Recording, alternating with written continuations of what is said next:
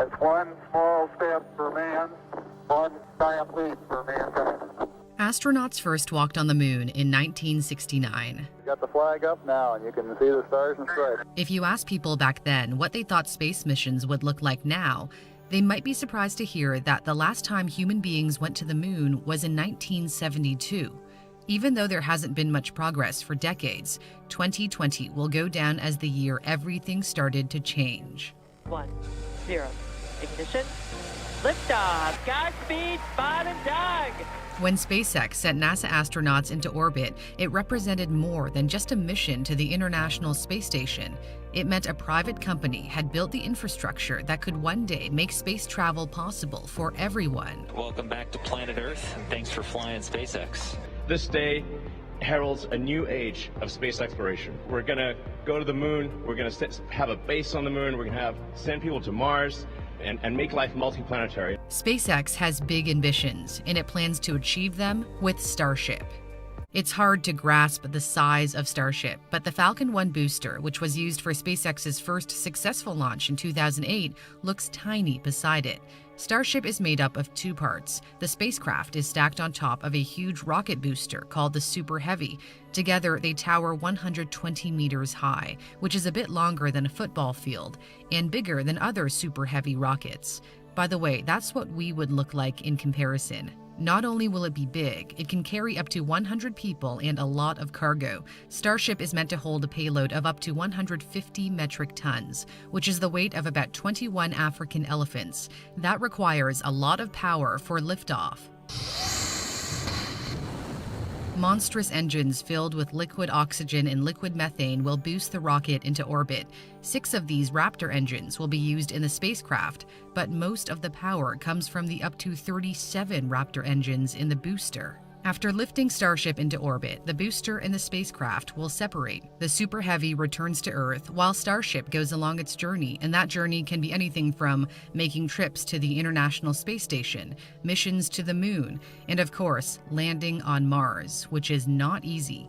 Starship will be entering its atmosphere at a speed of 17,000 miles per hour, or 25 times the speed of sound. It will need to decelerate and perform a specific maneuver in order to land. And it's not just speed that Starship has to worry about, but heat. It'll be coming into the red planet's atmosphere really hot, so the heat shield will see some wear and tear, sort of like what you get from wearing out a brake pad of a car. One of the reasons SpaceX switched the material from carbon fiber to steel was to better withstand higher temperatures. It's also cheaper. But even before making the long trip to another planet, Starship needs to refuel in Earth's orbit. One Starship will meet another one that could have launched from the moon, for example, powered by its own Raptor engines. And then once it reaches Mars, it could refuel again there for another trip. But none of SpaceX's ambitions would be possible were it not for the one standout feature of Starship. It is a fully reusable rocket. Never has that existed before. The Falcon 9 was the stepping stone, as SpaceX frequently reflew parts of that rocket, but the company's plan from the beginning was to build an entirely reusable one. You can imagine that if planes were not reusable, very few people would fly. The spacecraft will land in a way that might attract some crowds. It will fall back to Earth like a skydiver and belly flop at a 60-degree angle before slowing to the ground, rotating vertically, and then arriving at its landing pad. Because all parts of the rocket will be reused, the cost of each launch will drop significantly. For example, a NASA space shuttle flight was around $450 million. SpaceX has estimated a Starship launch could be as little as $2 million. At its factory in Boca Chica, in a remote area at the southeastern tip of Texas, SpaceX plans to churn out one Starship every 72 hours, with a goal of having a fleet of about 1,000 in service.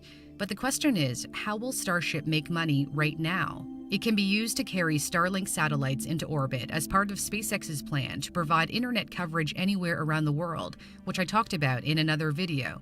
And revenue from Starlink could eventually bring in $30 billion a year.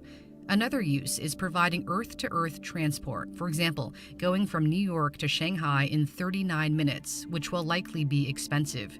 And Japanese billionaire Yusaku Maezawa will also help fund Starship's development as SpaceX's first private passenger to fly around the moon in 2023. But these are small goals compared to the ultimate purpose of Starship. Elon Musk's greatest ambition is to build nations in space, including a city on Mars, to ensure humanity's survival in case something happens on Earth. Starship took its first big step toward that goal with its tiny hop in August. This is a Starship prototype, which looks like a floating tin can. It leapt 150 meters in the air using a single Raptor engine, setting the stage for Starship's plan to land on the moon by 2022 with cargo and then with crews soon after, before ultimately sending people to Mars in 2024. Although Musk is not known for making deadlines. But one thing is certain, and that's this. There are many troubles in the world, of course, and these are important, and we need to solve them.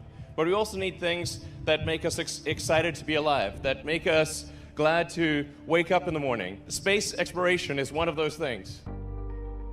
So if you asked people in 1969 what space travel might look like today, even though they might be surprised that progress has been stagnant for decades, SpaceX appears to be changing the game.